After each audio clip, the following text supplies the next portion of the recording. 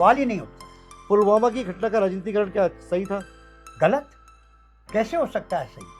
जब आपने जो है वो अपने चुनाव जो है 2019 के जीतने के लिए आपने सारी की सारी जो आपको हिदायतें और सारी की सारी जो बातें आपको लोगों ने बताई, और वहाँ तक कि जो अब स्वर्गवासी जो अपने वहाँ के उस समय लेफ्टिनेंट गवर्नर थे श्री मलिक, उन्होंने भी ये कहा था कि भई आप लोग जो है इनको इस तरीके से मत भेजिए, यहाँ की रोड्स जो हैं सैनिटाइज़ नहीं हैं, कोई भी इसमें यहाँ पे घटना घट सकती है।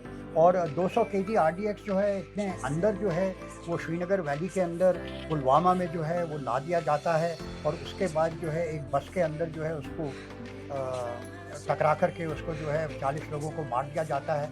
तो आप समझिए ना, और उसके बाद जो है वो ये अपना जो है हिंदुत्ववाद लेकर के ये पूरी दुनिया के बीच में चले जाते हैं, समाज के बीच में चले जाते हैं कि हमने इनको सबक सिखा दिया, और उसी के उपरांत जो है वो फिर वो बालाकोट भी क्या होता है। इंटेलिजेंस फेलियर था ये? क्या जी? क्या इंटेलिजेंस फेलियर था आपकी बिल्कुल नज़र में? स्वाभाविक अजय, ये तो बड़ी सामान्य प्रश्न है और इनका उत्तर भी बड़ा सामान्य है। पूरी जनता जानती है कि ये इंटेलिजेंस फेलियर है बुरी तरह से, जिस तरह से अपना जो है अभी पहलगाम में हुआ, बुरी तरह से इंटेलिजेंस फेलियर, हर तरह से, जिसके लिए कि जो है वो गृह मंत्रालय जो है वो पूरी तरह से और गृह मंत्री पूरी तरह से जिम्मेदार है। वो इस जिम्मेदारी को अपने ऊपर से कभी जो है वो हटा ही नहीं सकते हैं, ये मेरा अपना विश्वास है। भारतीय जनता पार्टी ने जब से मोदी जी जो हैं वो सत्ता पे आए हैं, इन लोगों ने पूरी व्यवस्थाएं जो हैं उनको जो है इन्होंने कैप्चर कर लिया, उनको बंदी बना दिया है, और उसके फलस्वरूप क्या हुआ है कि ये चुनाव पे चुनाव जीतने में माहिर हो गए हैं। हर जगह जो है आज की तारीख में मेरे ख्याल से इनके 22 प्रदेश होंगे जिनमें कि इनकी सरकारें बैठी हैं, और कांग्रेस के पास और अन्य जो पार्टी हैं क्षेत्रीय पार्टी, उनके पास जो है बहुत कम ऐसे प्रदेश हैं जहाँ पे कि उनकी सरकार है। कहने का मेरा तात्पर्य ये है कि उन्होंने असम को काबिज कर दिया, उन्होंने जो है वो बंगाल जो कि एक गढ़ था जहाँ की भारतीय जनता पार्टी जो है उसका प्रवेश भी नहीं हुआ था, वहाँ भी उन्होंने जो है इसी में मेरा सवाल जी, था। मुख्यमंत्री पुष्कर सिंह धामी, चकुंदर कांग्रेस।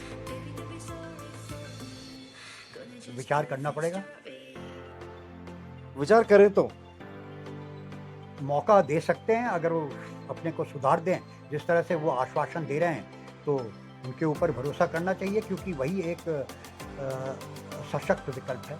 भाजपा। जय हिंद, जय भारत, जय उत्तराखंड। नमस्कार, मैं जन औटियाल और आप देखना शुरू कर चुके हैं सुनिए सरकार।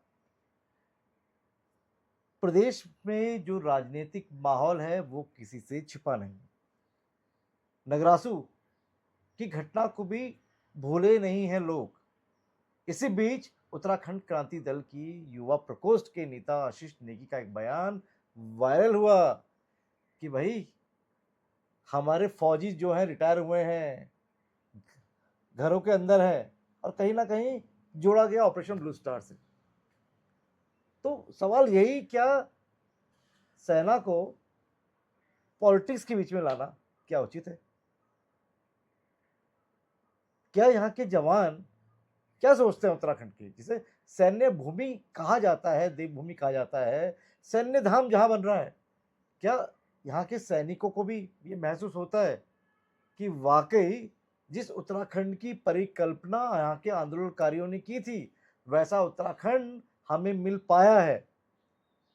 4 दिन की नौकरी थी, केवल 4 दिन की नौकरी, 1971 का वॉर, और पास आउट हुए थे 4 दिन और सीधा जंग में कूद गए, दुश्मन के दांत खट्टे कर दिए। 1971 का वॉर जब पाकिस्तान 2 टुकड़ों में बट गया, जिससे टूटकर एक देश बना बांग्लादेश, कहीं ना कहीं इन फौजियों का इसमें रोल रहा। ऐसे में हमारे साथ बात करने के लिए हैं रिटायर्ड ब्रिगेडियर सर्वेश दत्त डंगवाल।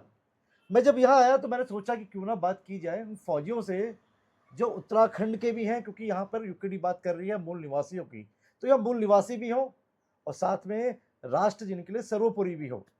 और जो बात की उन्होंने गढ़वाल राइफल की, तो गढ़वाल राइफल से ही रिटायर हुए हैं। 4 गढ़वाल राइफल से ब्रिगेडियर साहब जी, 4 गढ़वाल राइफल से। पहले वो गीत गुनगुना दीजिए, वो उद्घोष क्या है वो गुनगुना दीजिए। बड़े चलो गढ़वालियों बड़े चलो, सिंह की दहाड़ पर, सिंह की दहाड़ पर बढ़े चलो गढ़वालियों बढ़े चलो। जय बद्री विशाल। तो अजय मैं ये कहना नहीं चाहता बड़े हूँ चलो वो, लेकिन एक लाइन थी गढ़वालियों के खून में उबाल चाहिए, हाँ वो क्या है वो? हाँ, वो भी है। एक ये गीत है जिसको कि रेजिमेंटल सेंटर में लैंसडाउन में जो है इसको एक हमारे ही सैनिक ने जो है इसको लिखा था और इस गीत में ये है कि गढ़वालियों के खून में उबाल चाहिए। ये वो शब्द है जो कि इस कविता के अंदर, इस गीत के अंदर जो है वो लिखा गया है। और बद्री विशाल जो हैं, जैसा आप लोग जानते हैं, वो हमारी रेजिमेंट के जो हैं आराध्य जो हैं वो देव हैं और हमारी जो अ, रणघोष होती है, जैसे कि अन्य पलटनों की होती है, हमारी जो रेजिमेंट है उसका रणघोष है, जय बद्री विशाल लाल की जय। तो आपने बिल्कुल सही कहा कि मेरा मात्र जो है वो यूनिट के अंदर केवल 4 दिन की नौकरी थी और जब 3 दिसंबर को जो है वो 1971 का युद्ध शुरू हो गया था और हम लोग बहुत उत्साहित थे और हमारे अंदर जो है वो कूट-कूट कर जो है वो जोश भरा हुआ था कि हम जो है वो अपने देश के लिए और ऐसी घटना जिसमें कि हमको जो है हमारे पड़ोसी देश ने जो है वो झोंक दिया था, उसमें जो है हमको प्रतिभागिता करने का मौका मिलेगा। अजय, आपको मैं एक चीज़ बहुत स्पष्टता से कहना चाहता हूँ कि कई सैनिक ऐसे होते हैं जिनको कि युद्ध लड़ने का जो है वो अवसर ही नहीं मिलता है, मौका ही नहीं मिलता है और वो अपने पूरा सेवारत काल में बगैर युद्ध लड़े हुए जो है वो सेवानिवृत्त भी हो जाते हैं।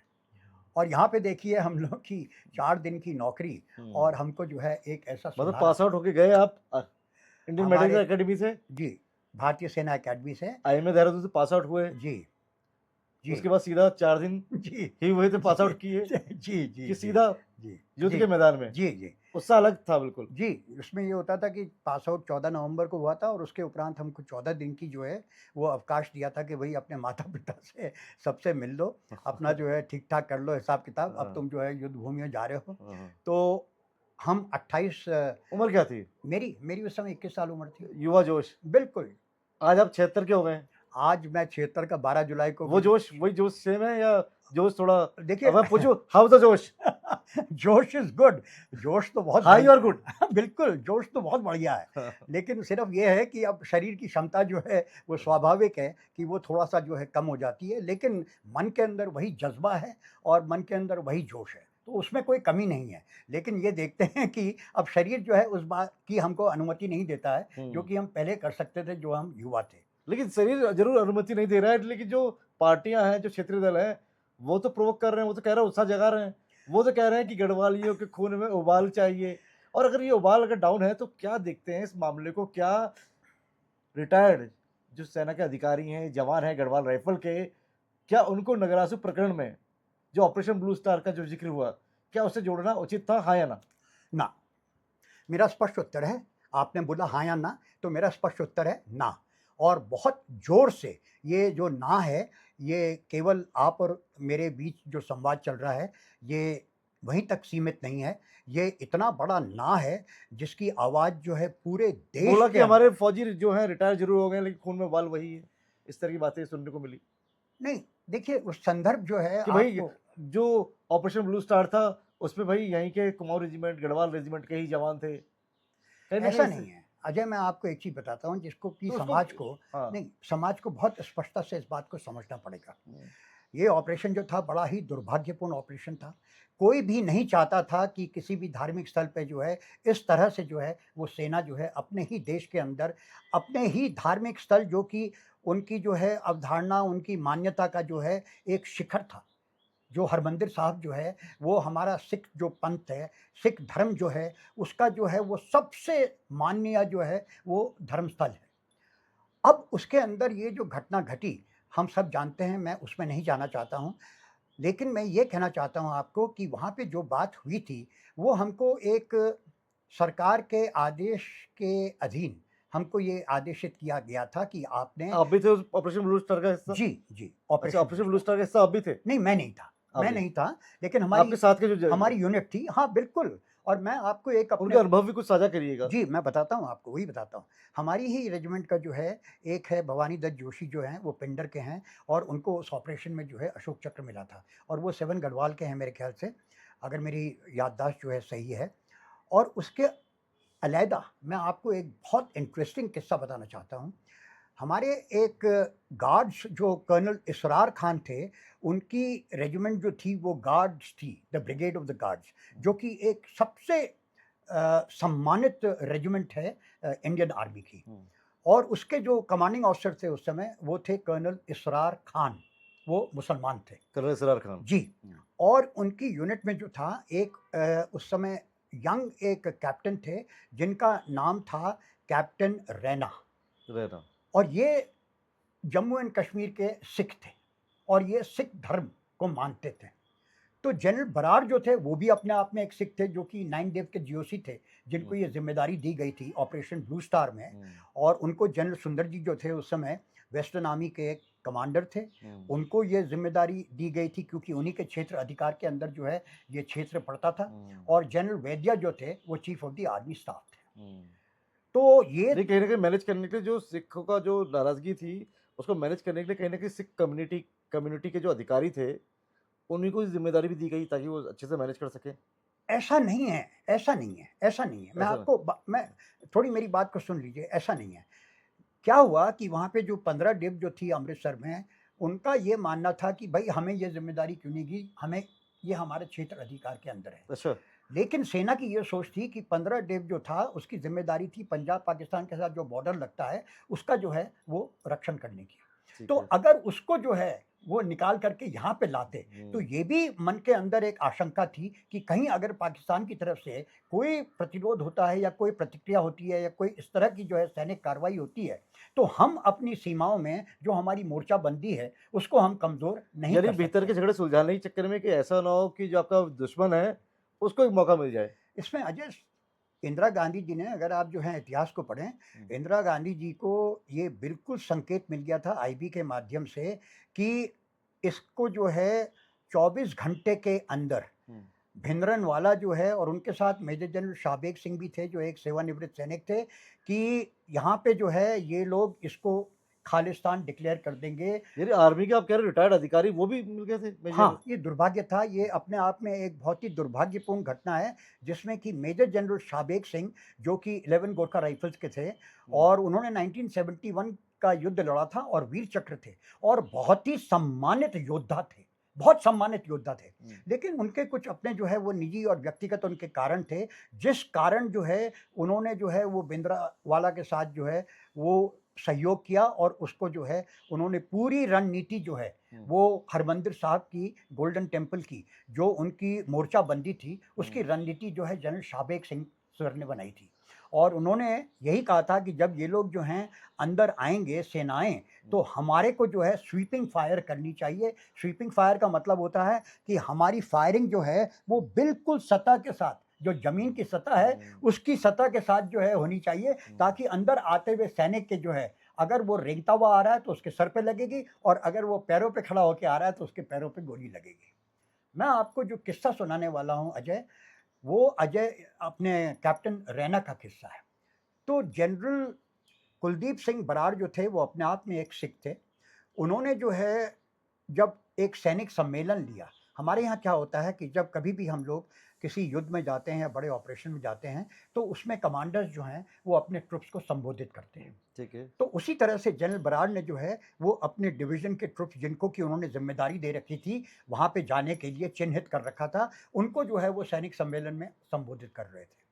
और उसमें फिर उन्होंने ये बड़ी स्पष्टता के साथ कहा क्योंकि हमारी आर्मी जो है गार्ड्स की जो रेजिमेंट होती है उसके अंदर सिख भी होते हैं, उसके अंदर मुस्लिम भी होते हैं, हिंदू भी होते हैं, सभी धर्म के होते हैं, उसके अंदर ईसाई भी होते हैं। तो उन्होंने ये कहा कि अगर कोई भी सिख जो यहाँ पे इस सैनिक सम्मेलन में उपस्थित है, अगर वो अपनी धार्मिक आस्थाओं की वजह से अगर इसमें प्रतिभागिता नहीं करना चाहता है तो वो अपना हाथ खड़ा कर दे, मैं उसके खिलाफ किसी भी तरह की कोई प्रशासनिक या कानूनन कार्रवाई जो है उसको नहीं करूंगा। कहने का तात्पर्य उन्होंने ये बात मानी कि हो सकता है कि सिख धर्म की भावनाएं जो हैं, धार्मिक भावनाएं जो हैं वो आहत हो जाएंगी कि हम जो हैं वो श्री हरमंदिर साहब या गुरुद्वारा जो गोल्डन टेम्पल है उसके अंदर हम आक्रमण कर रहे हैं। तो जब उन्होंने ये प्रश्न किया और कहा कि जो भी ऐसा व्यक्ति है तो वो स्व इच्छा से जो है अपने को पृथक कर सकता है, तो कैप्टन रैना ने अपना हाथ खड़ा किया तो उन्होंने उनकी तरफ देखा, पगड़ी पहनी हुई थी सर के ऊपर, तो उन्होंने बोला, I understand, I understand. General Brar के जो है ये शब्द थे, आई अंडरस्टैंड। उसने कहा, no sir, I would want to be the first one to go. मैं सबसे पहला सिपाही हूंगा जो कि गोल्डन टेम्पल के अंदर जो है इस ऑपरेशन ब्लू स्टार में जो है वो अंदर जाऊंगा। और फिर बुरी तरह से वो अंदर गए, जासूसी करने के लिए भी गए, एक सामान्य व्यक्ति सिविल कपड़े पहन करके। लेकिन जब वो बाद में, जब उन्होंने पूरी वहाँ से जो है वो इंटेलिजेंस को जो है उन्होंने वहाँ से हासिल किया कि इनके मोर्चे कहाँ कहाँ पे हैं, कैसे ये डिप्लॉयड हैं, क्योंकि जब तक आपको ये जानकारी नहीं है कि दुश्मन की या जिसके भी विरुद्ध आप लड़ रहे हैं उसकी मोर्चाबंदी किस तरीके से की गई है, आप अपनी कार्य योजना नहीं बना सकते हैं जी। कि आपको किस द्वार से जाना है, कैसे जाना है। तो उसके लिए वो जो है वहाँ पे गए थे ये पता करने के लिए, एक खोजी बन करके। और खोजी बन करके जब वो वापस आए, सारी उन्होंने जो है जितना भी उनको जानकारी वो वहाँ से ले आए। उसके बाद जब रात को हमला हुआ और हमारे ट्रुप्स जो हैं वो अंदर गए, तो कैप्टन रैना उसमें सबसे पहले लीडिंग प्लेटून के कमांडर थे और उनके पैरों में बुरी तरह से गोलियां लगी। और इस हद तक लगी कि जब वहाँ से उनको इवैक्यूएट किया गया तो उसमें कई लोग जो हैं वो वीर गति भी प्राप्त हो गए थे, मर गए थे। और कैप्टन रैना को भी, क्योंकि बिल्कुल उनका जो है वो ऐसा प्रतीत हो ही नहीं रहा था कि इनके अंदर प्राण है, तो उनको भी जो है वो मॉर्ग की जो गाड़ी होती है, जिस गाड़ी के अंदर सब शवों को रखते हैं, उनको भी रखा जा रहा था। वहाँ पे एक मिलिट्री नर्सिंग सर्विस की एक हमारी सिस्टर थी, कैप्टन। उन्होंने देखा कि इनकी उंगली में कुछ हरकत है, तब उनको एहसास हुआ कि ये तो जिंदा है, ये मरा हुआ नहीं है। फिर उनको जो है उपचार के लिए भेजा। तो मैं ये कहानी आपको इसलिए बताना चाह रहा हूँ कि समाज ये समझे, और सामान्य समाज को ये समझना बहुत ज़रूरी है कि सैनिक जब अपनी ज़िम्मेदारी को निभाता है, अपनी ड्यूटी को निभाता है, किस ईमानदारी के साथ, किस प्रतिबद्धता के साथ, और उस समय उसके सामने ना कोई धर्म होता है और ना ही कोई समुदाय होता है। उसके लिए मात्र और मात्र उसका लक्ष्य और उद्देश्य जो उसके सीनियर कमांडर ने उसको दिया होता है, उसकी ही पूर्ति जो है करना उसका जो है वो अंतिम लक्ष्य होता है। तो कैप्टन रैना मेरे साथ, जब मैं इंडियन मिलिट्री एकेडमी में इंस्ट्रक्टर था 1992 में, तो वो मेरे साथ यहाँ पे जो है वो आर्मी कैडेट कॉलेज में इंस्ट्रक्टर थे। और ये सारी बात जो है, ये पूरी घटना मैंने उनके खुद मुखारबिंद से मैंने इसको सुना है।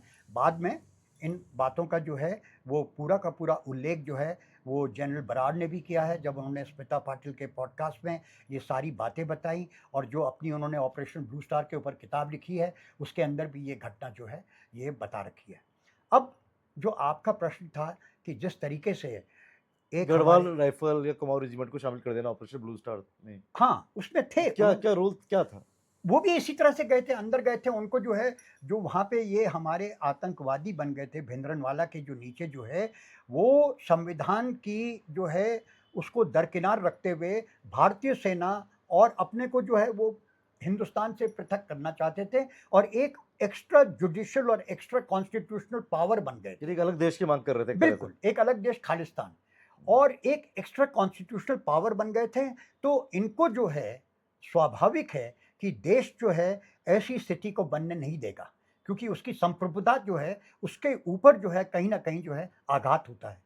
तो उसके लिए ये सेनाएं तैयार की गई थी, यूनिट्स गई थी, उसमें कुमाऊं रेजिमेंट भी थी, गढ़वाल भी था, जैसे मैंने आपको भवानी दत्त जोशी की बात बताई।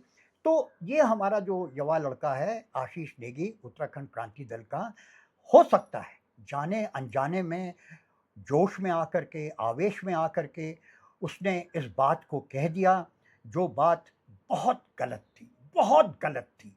क्योंकि इससे जो है हमारे सिख समुदाय की जो है भावनाएं जो हैं वो बहुत उद्वेलित हुई और उनको वो बहुत क्षुब्ध हुए। जब आपने एक निहंग का मामला जो कर्णप्रयाग में हुआ था, और एक सामान्य लॉ एंड ऑर्डर सिचुएशन थी, पार्किंग की दिक्कत थी, पार्किंग की समस्या थी, उसको जो है वहाँ की जो लोकल न्याय व्यवस्था है उसको जो है वो नियंत्रित कर सकती थी, कोई दिक्कत ही नहीं थी उसमें।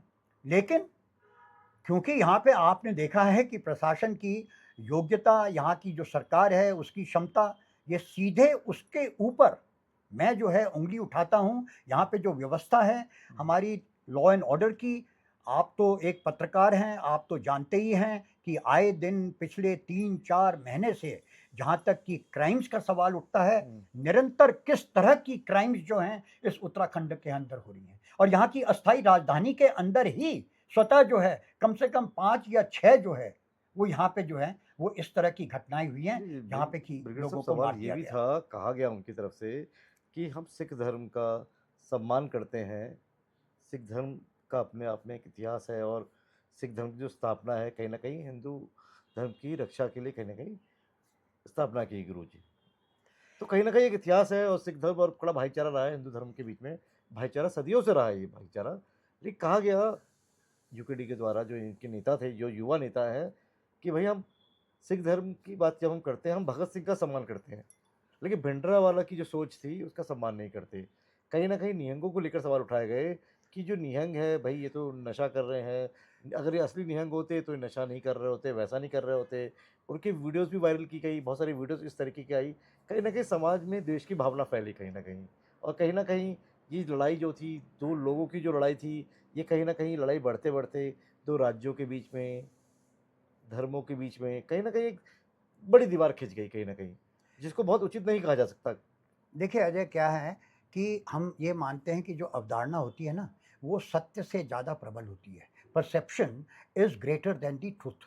कहने का मेरा तात्पर्य ये है कि सच्चाई चाहे कुछ भी हो, लेकिन जो परसेप्शन अवधारणा आप समाज के बीच में क्रिएट कर देते हैं, जिसका सृजन कर देते हैं अपने वाणी से, अपने वाचन से, अपने वक्तव्यों से। अब होता क्या है कि जब आपने एक बार कोई चीज़ बोल दी, तो वो तीर की तरह जो है वो निकल गई। और उसके बाद आप उसको वापस नहीं ले सकते हैं। आप कितना ही पछतावा करते रहें, जब कभी भी इस तरह की जो है गलती होती है, उसका केवल और केवल एक ही उसका समाधान है कि आप तुरंत, जितना शीघ्र अति शीघ्र हो, आप क्षमा याचना करें। आप एकदम अपनी बात को जो है कहें कि अनजाने में गलती से मेरे से ये शब्द निकल गए, मैं इसके लिए क्षमा याचना करता हूँ। क्षमा मांगना अजय सबसे साहसिक काम है। मैं आपको ये बताना चाहता हूँ, एक वीर और साहसी ही क्षमा मांग सकता है। एक कायर जो है वो कभी क्षमा नहीं मांगेगा। तो इसी में मेरा सवाल है ब्रिगेडियर साहब, जी, सूबे के मुख्यमंत्री के लिए कहा गया कि पहले वो धाकड़ थे, फिर वो धुरंधर हुए, अब वो नगरासू का जो मामला जो था जिस तरह से उन्होंने संभाला, इसके बाद वो धैर्यवान धामी भी हो गए। लेकिन बीच में आपका एक बयान बड़ा वायरल हुआ, हमारे चैनल पर भी चला। आपने कहा धुरंधर नहीं, छछूंदर के सर पे चमेली का तेल। आपने कहा छछूंदर है। तो क्या आप वही। अपने बयान के लिए माफी मांगते हैं? क्या मानते हैं कि धामी धैर्यवान है? क्या बात कर रहे हैं अजय, कभी भी नहीं। ये तो जो है, देखिए यहाँ पे क्षमा मांगने का तो प्रश्न ही नहीं उठता है, जबकि उस आदमी के कृत्य जो हैं वो हमेशा से जो हैं वो और इस दिशा में नहीं, संभाला, नगरासू वाले मामले को संभाला और कहा गया कि धामी जो है अब वो धैर्यवान भी हो गए हैं। देखिए धाकड़ धुरंधर अब धैर्यवान धामी। देखिए सबसे पहले तो हम इस बात पे जाते हैं कि धाकड़ जो है उनको किसने वो दिया। तो युवा आशीष जोशी है, तो लेकिन अब ये ब्रिगेडियर साहब जो है ये अनुभवी भी हैं, बुजुर्ग भी हैं। जितने साल इस प्रदेश को बने हुए हैं उतने साल में तो ये ब्रिगेडियर साहब जो है करीब इतने साल में तो कई जंग लड़ चुके थे। अब जंग लड़ रहे हैं प्रदेश के अंदर व्यवस्थाओं के खिलाफ। और कहीं ना कहीं मेरी नज़र जब गई ब्रिगेडियर साहब, मैं थोड़ा दर्शकों को दिखा दूं, देखिए थोड़ा सा मैं दिखा दूं, ब्रिगेडियर सर्वेश टंगवाल लिखा है, this certificate is proudly awarded to brigadier Sarvesh Tangwal, a finalist in the longevity hero of the year category in Khayal 50 above 50 India's biggest senior talent hunt. देखिए 75 की एज में, 75 की एज में बिल्कुल 15 साल वाला जोश है ब्रिगेडियर साहब में। देखिए मिला है ये 75 प्लस एज में मिला है। और साथ में मैं एक चीज़ और दिखा दूं, मेरी नज़र गई यहाँ पर, क्योंकि जो तमाम लोग देखें तो समझिएगा, क्योंकि हम अग्निपथ योजना पे भी सवाल लेंगे। देवभूमि है, सैन्य भूमि है, सैन्य धाम भी बन रहा है। कहा गया 4 धाम तो है, 5वां धाम भी बन रहा है। ब्रिगेडियर सर्वेश टंगवाल, इनको ये विशिष्ट सेवा मेडल दिया गया है राष्ट्रपति, तत्कालीन राष्ट्रपति प्रतिभा देवी सिंह पाटिल जी के द्वारा। यानी विशिष्ट सेवा मेडल से भी सुसज्जित है। ये आर्मी में विशिष्ट सेवा मेडल जो दिया जाता है, कब दिया जाता है? जब आपकी उत्कृष्ट सेवा होती है, आप जो है असामान्य तरीके से जो है अपनी सेवा जो है उसको देते हैं, और अन्य किस्म की जो है वो मान्यताएं होती हैं, और हम लोगों को जो है प्रोत्साहित करने के लिए, हम लोग की हौसला अफजाई करने के लिए, जो भी हमारे संगठन के अंदर या हमारे व्यवस्था के अंदर जो कार्यशैली है, उसमें आप जब किसी को इंस्पायर करेंगे, किसी को मोटिवेट करेंगे, तो वो औरों के लिए भी एक जो है वो मोटिवेशन बनता है कि वो भी फिर अपने जज्बे के साथ जो है वो काम करते हैं। जिस तरह से कि गैलेंट्री अवार्ड दिए जाते हैं, जो कि शौर्य के लिए होते हैं, ये जो हैं, ये युद्ध क्षेत्र के अवार्ड्स नहीं हैं। ये केवल और केवल आपकी सेवा जो है, किस उत्कृष्ट तरीके से आपने जो है वो अपने सैन्य पद में जो है अपने उत्तरदायित्व को निभाते हुए औरों से पृथक, औरों से अलग एक्सीलेंस कहेंगे आप एक्सीलेंस, तो ये एक्सीलेंस। एक्सीलेंस। चलिए एक्सीलेंस से हम पास करते हैं, लेकिन कुछ और चीजें हैं दिखाने के लिए। मैं बारी बारी से आऊंगा। व्यवहारिक और नेतृत्व निर्देशिका, ये ब्रिगेडियर सर्विस दत्त पहाड़ी डंगवाल विशिष्ट सेवा पदक की किताब है लिखी हुई। ये किताब इन्होंने लिखी हुई है नेतृत्व क्षमताओं को लेकर, और व्यवहारिकता और कैसे नेतृत्व किया जाए। ये युवाओं के लिए लिखी है कहीं ना कहीं, कि युवा पढ़ें और नेतृत्व क्षमता को मजबूत करें। लेकिन मेरी नज़र एक चीज़ में और पड़ी ब्रिगेडियर साहब। किताब का टाइटल है, ब्रिगेडियर साहब पढ़ते हैं, ऐसे रखा हुआ है यहाँ पे, हमने यहाँ से उठाया है इस किताब को। स्वाधिकार के लिए छटपटाता उत्तराखंड।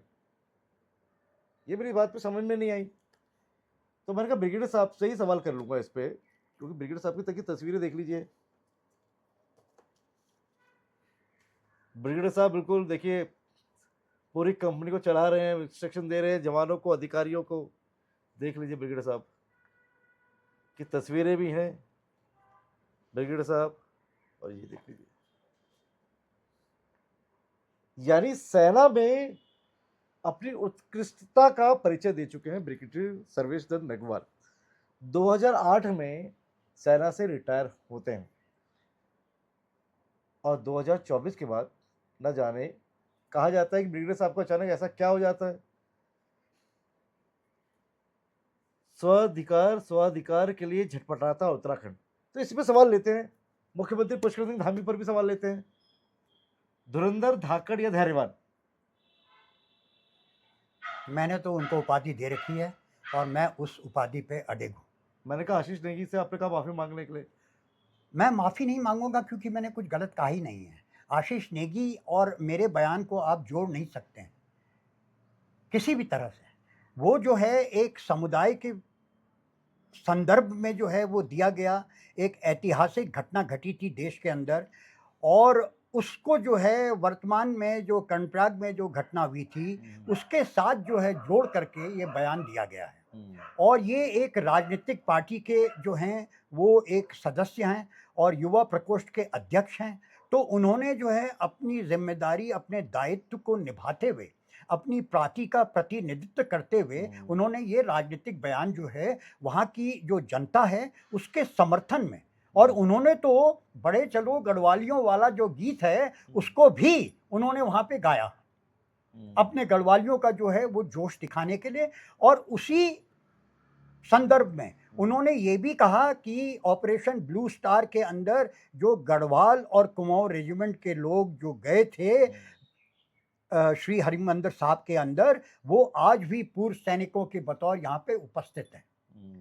कोई भी सामान्य सोच वाला व्यक्ति जो है वो इस बात को बड़ी स्पष्टता से समझ सकता है कि इसका कहने का मतलब क्या है, कि वो बयान अलग अलग है। यानी आप कह रहे हो कि आशीष जोशी का जोश और ब्रिगेडियर सर्वेश दत्त नगवाल का जोश अलग अलग है? नहीं, ऐसा नहीं है। उनका जोश जो है वो अपनी जगह है। मैं तो सिर्फ उनसे एक जो इस तरह की एक ऐतिहासिक भूल हुई है जिसके लिए बाद में पार्टी ने जो है अपने को पृथक कर दिया है, उनका बयान आया था कि जो घटना घटी है, शायद आपने भी उसको देखा होगा, और उनके प्रवक्ता ने ये कहा कि हम जो हैं वो समुदायों के बीच में सौहार्द रखना चाहते हैं, हम किसी भी तरह से समाज के बीच में जो है अराजकता जो है वो नहीं फैलाना चाहते।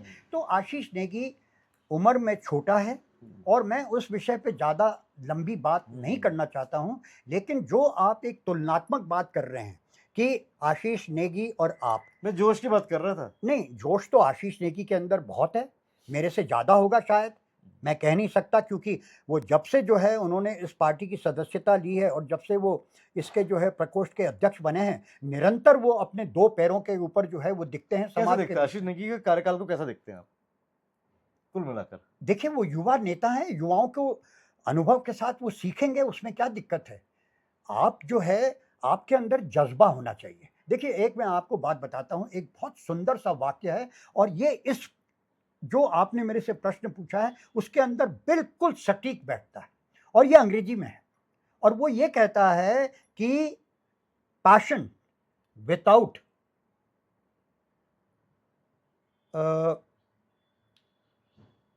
Tolerance, passion without tolerance may lead to folly, मतलब may lead to folly folly folly. गलतियां कर सकते हैं। हम्म। अगर आपके पास वो धैर्य नहीं है, आपके पास इस तरह की जो है वो मैच्योरिटी नहीं है, परिपक्वता नहीं है, तो जज्बा तो है लेकिन परिपक्वता नहीं है, जिसको हम कहते हैं कि जोश में होश को खोना। हमेशा एक ये शब्द है कि जोश के साथ होश होना चाहिए। तो अगर आपके अंदर जो है जज्बा है, लेकिन कहीं ना कहीं उम्र की वजह से या अनुभवों की वजह से आपके अंदर वो परिपक्वता नहीं है, तो आप जो कृत्य करते हैं शायद वो कहीं जो है वो समाज की आंखों में जो है वो एक बहुत गलत कृत्य लगे। आशीष नेगी अगर आपके सामने बैठे हो इस समय, जी, तो आप आशीष नेगी से क्या बात कहेंगे? मैं अपने बच्चे की तरह उसको, मतलब उसका और मेरी उम्र में देखिए कितना अंतर होगा। और ऐसे अन्य, हम तो निरंतर जब तक हम सेना में रहे हैं तो इस तरह के जो है वो हमारे युवा होते थे जो कि बहुत अच्छे कृत्य करते थे, जिनके ऊपर हमको गर्व होता था, जिनके ऊपर हम किसी भी जिम्मेदारी को जो है वो बड़ी अच्छी तरह से उनको जो है उनके सुपुर्द कर सकते थे। अगर उनसे इस तरह की भूल चूक हो जाती थी तो आकर के सेना के अंदर एक व्यवस्था है, एक तरीका है, एक कार्यशैली है। उस कार्यशैली के अंतर्गत जो है हम उनको समझाते, उनको बताते कि बेटा तुमने जो किया है ये गलत है, ये तुमको थोड़ा अपनी ज़ुबान में, अपनी सोच में नियंत्रण रखना चाहिए। ज़ुबान से जो चली हुई गोली होती है और बंदूक से जो चली हुई गोली होती है वो वापस नहीं आती है, इसलिए अपने को थोड़ा-सा जो है वो सुधारने का प्रयास करो। तो ये मैं आशीष को बोलता। अच्छा, ये और किताब आपके ये किताब पे मैं आता हूँ। जी। ये किताब क्या है ये? उत्तराखंड छटपटा रहा है, कह रहे हैं कि भाई डबल इंजन की सरकार है, 26 सालों में तो उत्तराखंड बढ़ रहा है और जो तीसरा दशक है वो उत्तराखंड का होगा और उसने उत्तराखंड को झटपटाता दिखा दिया। देखिए ऐसा ये है, है क्या ये? ये ये जो है, परसेप्शन की जो बात कर रहे थे, कहीं वही तो नहीं है? जी नहीं, परसेप्शन की बात नहीं है, ये सत्य है। ये सत्य भी है और परसेप्शन तो बना ही हुआ है, मेरे कहने का मतलब। लेकिन जब हम जो है इन भौतिक बातों के ऊपर आते हैं, तो ये जगदीश मंगायन जी हैं जो कि आंदोलनकारी हैं, दिल्ली में जो है निवास करते हैं और उन्होंने इसका जो है वो विमोचन किया था इस पुस्तक का प्रेस क्लब में। और मैं भी उसमें जो है, मेरे को भी आमंत्रित किया था और जब मैं वहाँ गया था तो मैंने उनको सुना और मुझे बहुत अच्छा लगा, क्योंकि उन्होंने पूरी घटनाएँ, जितनी भी घटनाएँ घटी थी उत्तराखंड में, उन सब का जो है इसके अंदर उन्होंने जो है उल्लेख कर रखा है और उनको सबको जो है एकत्रित कर रखा है। और इसमें जो मुख्य बात है, जो मेरे को सबसे ज़्यादा जो है व्यथित किया जिसने, जो हमारी परिसंपत्तियाँ हैं, जिसमें लगभग मेरे को तो, हमको तो मालूम ही नहीं था, क्योंकि हम लोग जो है उस समय जब उत्तराखंड का आंदोलन चल रहा था तो हम लोग तो उस समय सेवा में थे, हम तो नौकरी कर रहे थे। हमें तो जो है ना अनुमति थी, जैसा आपने कहा कि army is supposed to be apolitical. तो 94 की घटना में मेरे को अभी आपको मैं, क्योंकि आपने ये प्रश्न किया है, एक बात आपको मैं बड़ी स्पष्टता से बताना चाहता हूँ। जब मुजफ्फरनगर में रामपुर तिरहा कांड हुआ था 2 अक्टूबर की रात को, 1 और 2 अक्टूबर की रात को, तो जब ये जनरल बीसी जोशी उस समय chief of the army staff थे, तो जब उनको इसके बारे में मालूम पड़ा तो उन्होंने तुरंत जो है, और मुलायम सिंह यादव जो थे वो उत्तर प्रदेश के मुख्यमंत्री थे, तो इन्होंने जो है वो तुरंत उस समय जो है, मेरे ख्याल से क्या कहते हैं, हमारे सुप्रिया के फादर जो हैं अपने चौहान साहब, वो जो थे रक्षा मंत्री थे, उनको उन्होंने पत्र लिखा। उन्होंने कहा साहब देखिए ये घटना जो है ये मेरे संज्ञान में आई है और मैं एक इंडियन आर्मी का chief of the army staff हूँ और मेरी सेना जो है, और ख़ास तौर से कुमाऊं रेजिमेंट और गढ़वाल राइफल्स के जो सैनिक हैं, ट्रुप्स हैं, बटालियंस हैं, वो सीमा के ऊपर तैनात हैं। और उनको जब ये खबर मिली कि उनके लोगों को इस तरीके से जो एक शांतिपूर्ण आंदोलन कर रहे थे अपने पृथक राज्य के लिए संविधान के अधीन, उनको जो है गोलियों द्वारा जो है उनको मार दिया गया। उनकी माँ-बहनों के साथ जो है वो पुलिस ने जो है अभद्रता करी और उनके साथ मेरे ख्याल से बलात्कार भी किया। तो ये स्वाभाविक है कि जो व्यक्ति दूर-दराज इलाकों में देश की जो है सीमाओं में वो वहाँ पे कार्यरत है और सेवा कर रहा है, जब उसके कानों में ये खबर पहुँचती है, तो आप समझिए उसकी मनोस्थिति क्या होगी। तो जनरल जोशी के अंदर वो जज़्बा था, वो हिम्मत थी, वो हमारे उत्तराखंड के लाल हैं और हमको उनके ऊपर बहुत गर्व है, बहुत गर्व है। जनरल जोशी एक धाकड़ आदमी थे। मैं उनकी तारीफ़ जितनी करूँ, उतनी कम है क्योंकि मैंने उनको व्यक्तिगत तौर पे उनका और मेरा सानिध्य था और हमारा सानिध्य था, मैं एक अदना-सा मेजर था और जनरल साहब जो थे, वो सदर्न कमांड के आर्मी कमांडर थे और उसके बाद चीफ बने। तो ये बहुत बड़ा अंतर हो जाता है। लेकिन हम दोनों जब एक बार मिले, हम लोगों के बीच में बातचीत हुई, उन्होंने मेरे से जो है कई बातों के ऊपर जो है खेल-कूद से संबंधित, शारीरिक प्रशिक्षण से संबंधित जब सवाल-जवाब किए, तो उनको बड़ा अच्छा लगा जो मैंने उत्तर उनको दिए और उसकी वजह से जो है हमारी एक जो है निकटता बन गई। तो जब जनरल जोशी ने ये पत्र लिखा उनको, रक्षा मंत्री महोदय को, तो ये बात जो है मुलायम सिंह यादव जी ने जो है रक्षा मंत्री को जो है वो लिखा और ये कहा कि अपने सेना चीफ को बोलो कि किसी प्रदेश के मुख्यमंत्री को पत्र लिखने का उसके पास कोई औचित्य और ना कोई अधिकार है। उसका संज्ञान लो और उसके खिलाफ कार्रवाई करो। कहने का मेरा तात्पर्य ये है आपसे अजय कि इस तरह के भी हमारे उत्तराखंडी, हमारे पहाड़ी रहे हैं और ये जो आपने पुस्तक के विषय में मेरे से पूछा, हमारे प्रदेश की जो परिसंपत्तियाँ थी, जब ये प्रदेश बना और आप इस बात को जानते हैं या नहीं जानते हैं, मुझे नहीं मालूम है और जो आपके व्यूअर्स हैं, वो भी इस बात को जानते हैं या नहीं जानते हैं, वो भी मुझे नहीं मालूम।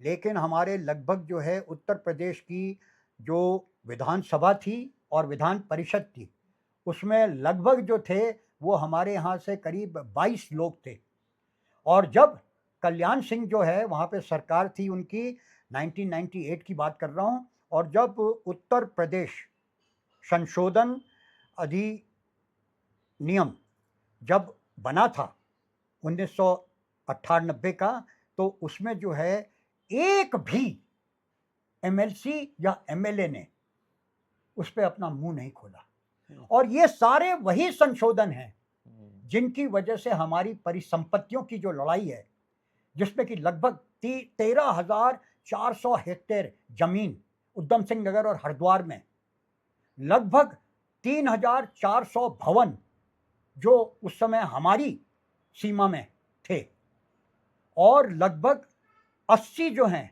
वो हमारी इस तरह की जल योजनाएं और उधम सिंह नगर में तो लगभग जो है 12 ऐसी कैनाल्स हैं जिनका की सर और पूंछ उधम सिंह नगर के अंदर ही है और ये सारी चीजें जो हैं ये आज तक भी उत्तर प्रदेश का जो है इनके ऊपर जो है अधिकार है और ये जो संशोधन मैंने आपको बताया, इसकी धारा 47(3) के अंतर्गत ये बड़ी स्पष्टता से लिखा हुआ है।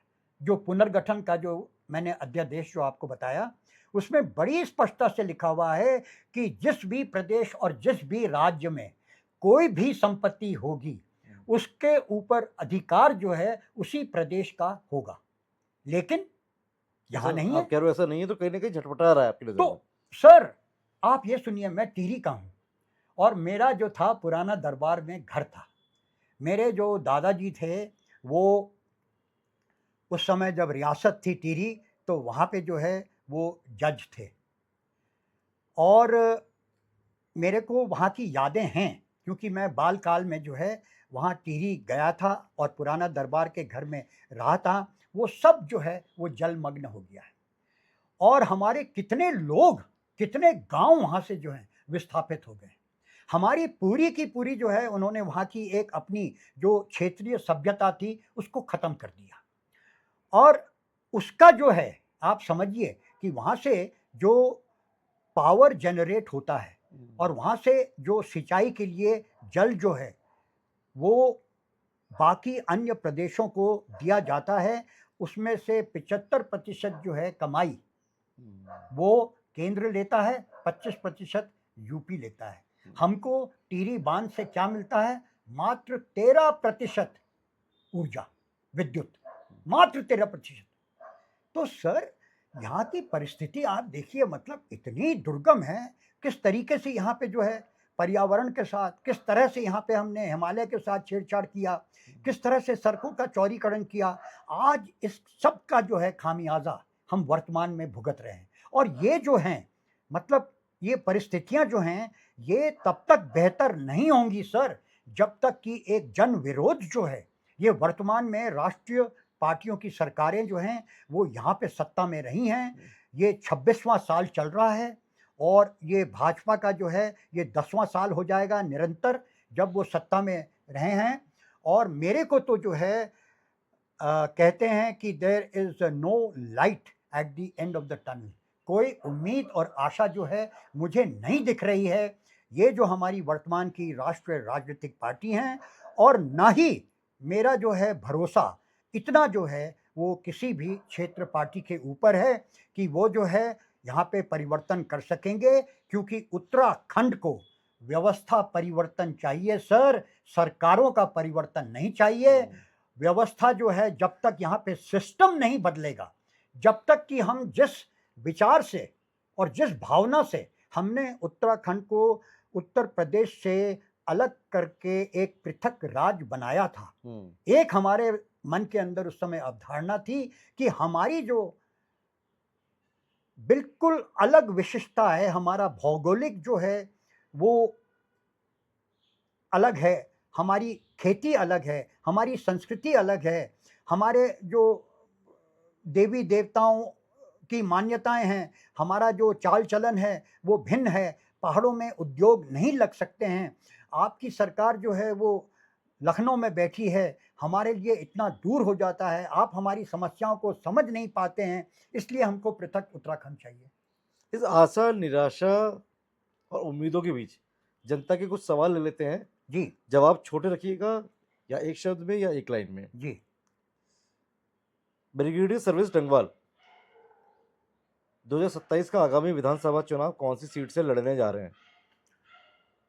मैं राजनीति में नहीं आऊंगा। कौन सी पार्टी को सपोर्ट कर रहे हैं?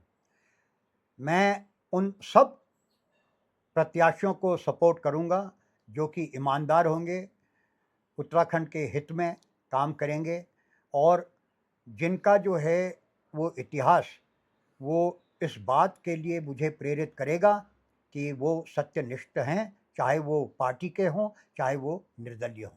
आपने उत्तराखंड के मुख्यमंत्री के लिए बयान दिया, धामी धुरंधर नहीं छुछुंदर है। क्या आप अपने इस बयान के लिए माफ़ी मांगते हैं, या आपको लगता है कि आपका बयान सही था? मेरा बयान अजय, मैंने आपसे पहले भी कहा कि मतलब ये तो मेरी अभिव्यक्ति है, और उनके कृत्यों के आधार पे और उनकी जो कार्यशैली है और उनकी योग्यता और उनकी क्षमता जो है उसके आधार पे मैं स्वतंत्र हूँ अपना बयान देने के लिए। और आपकी चैनल में मैं पुनः इस बात को दोहराता हूँ, और मैं ये बयान पर कायम है आप? जी, आज भी अपने उस बयान पर कायम? छछूंदर के सर पे चमेली का तेल, मतलब वो अयोग्य हैं, अक्षम हैं, उनके बस का नहीं है उत्तराखंड की परिस्थिति को सुधारना। क्या उत्तराखंड की राजनीति में सच बोलने वालों की जगह कम होती जा रही है? ऐसा प्रतीत हो रहा है। धामी सरकार की सबसे बड़ी कामयाबी क्या है? देखिए, जो हमारे कामयाबी, तो अब मैं आपको क्या बताऊं, मतलब आपने प्रश्न जो है एक ऐसा पूछ दिया है। अवश्य जो है कुछ ना कुछ जो है उद्योग हुआ ही होगा, कुछ ना कुछ जो हमारे मैदानी ज़िले हैं जो कि यहाँ की जीडीपी को जो है सस्टेन करते हैं, उसमें कुछ ना कुछ बढ़ोतरी अवश्य हुई होगी। धामी जी ने जो है बड़े कीर्तिमान स्थापित किए हैं, जहाँ तक कि हमारे पर्यटन का प्रश्न उठता है, रोज़ जो है कीर्तिमान बनते रहते हैं। और साथ ही साथ जो है वो आपदाएँ भी आती रहती हैं, साथ ही साथ विकास और विनाश एक साथ होता रहता है। तो ये कामयाबियाँ अगर इनको आप मानते हैं तो अलग बात है, लेकिन ये एक, मेरा कहने का मतलब है कि मिला-जुला एक उनका चलिए बता दीजिए, बही आप खाता आप है, ही के एक बही खाता है जो उनका। जवाब आप नहीं दे पा रहे हैं, शायद वो जवाब मैं के लिए सवाल और डाल देता हूँ। जी। धामी सरकार की सबसे बड़ी नाकामी क्या है? धामी सरकार ने जो हमारे 9.5 ज़िले हैं पहाड़ों के, उसमें बेरोज़गारी हो गया, भू कानून हो गया, शिक्षा हो गई, स्वास्थ्य हो गया, ये सारी जो सामाजिक सरोकारों से जो संबंधित समस्याएँ हैं, उनका जो है निष्कर्ष जो है, वो बाखूबी जो है उन्होंने अभी तक नहीं दिया है। अगर आपको लगता है कि इन 25-26 सालों में उत्तराखंड को वैसा उत्तराखंड नहीं मिला, हमें वैसा उत्तराखंड, जैसे ही परिकल्पना राज्य आंदोलनकारियों ने की थी कि हमें ऐसा उत्तराखंड मिलना चाहिए, तो इसका सबसे बड़ा कसूरवार आप किसे मानते हैं? भाजपा को या कांग्रेस को या यूकेडी को? देखिए, क्षेत्रीय दल तो उस समय जो था, जो जनक था यहाँ पे, इस पृथक मूवमेंट का, जो उत्तराखंड का मूवमेंट था, वो तो हमारी उत्तराखंड क्रांति दल थी। और भाजपा और कांग्रेस को तो नहीं मानता हूँ, लेकिन मैं जो उत्तराखंड की जनता है, उसको मैं मानता हूँ कि वो जो थे, सबसे बड़े जो आंदोलनकारी जो थे, जो सड़कों में उतरे और जनता के ही प्रयास के माध्यम से जो है, हमको एक पृथक राज्य उत्तराखंड मिला। हुँ। और इसका जो एक समाधान जो मेरे मन में आ रहा है, जो कि शायद मेरे दिमाग नहीं, में जैसे पहले। राज्य में नहीं मिल पाया, कहते हैं ना 25-26 सालों में हमें, जी, जैसे उत्तराखंड की हमने जी, परिकल्पना नहीं की जी, थी, जी। तो इसका कसूरवार कौन-सी राजनीतिक पार्टी है सबसे बड़ी?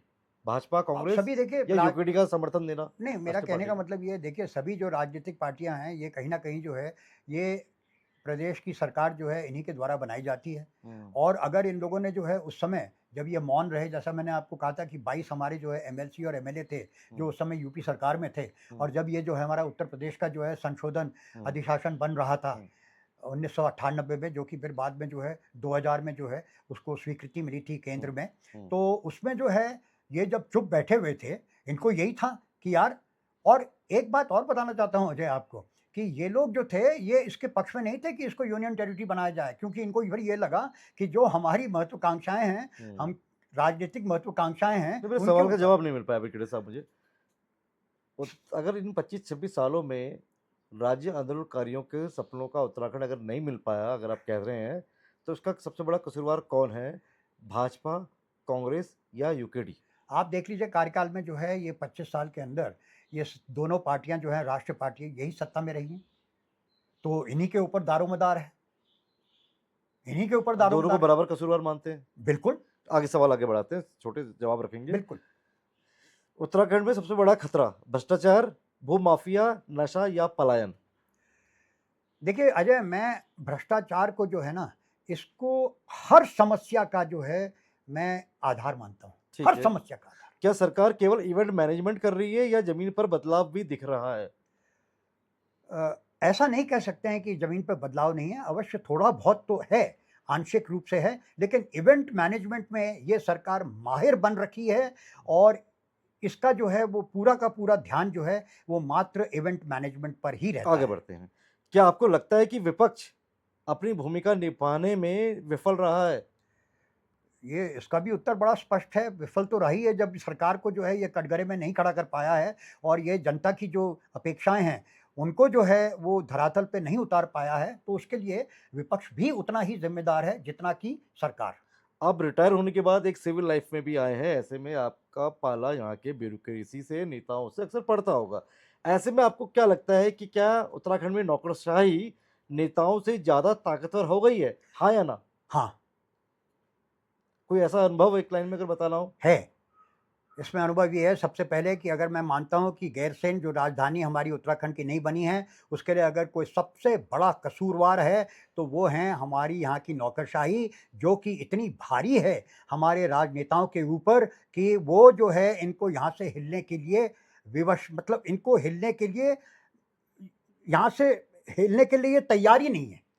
ठीक और है। मेरा व्यक्तिगत अनुभव है, बहुत ही इंटरेस्टिंग अनुभव है, कि लगभग 15 साल हो गए हैं, जिसमें कि यहाँ पे एक अ मुख्यमंत्री हेल्पलाइन 1905 जो है, एक इन लोगों ने योजना बना रखी है, जो कि आम जन की समस्याओं का जो है, वो दीर्घकालिक जो है, उसका समाधान करने के लिए। उसमें मेरी जो एक शिकायत है, वो पूर्व 12 साल से जो है लंबित पड़ी हुई है। क्या शिकायत है? और वो शिकायत थी यहाँ पे, कि यहाँ पे जो नौकरशाही है, जो विभाग हैं, वो अपने दायित्व को जो है नहीं निभा रहे हैं, और उसमें कहीं न कहीं मुझे भ्रष्टाचार की बू नज़र आती है।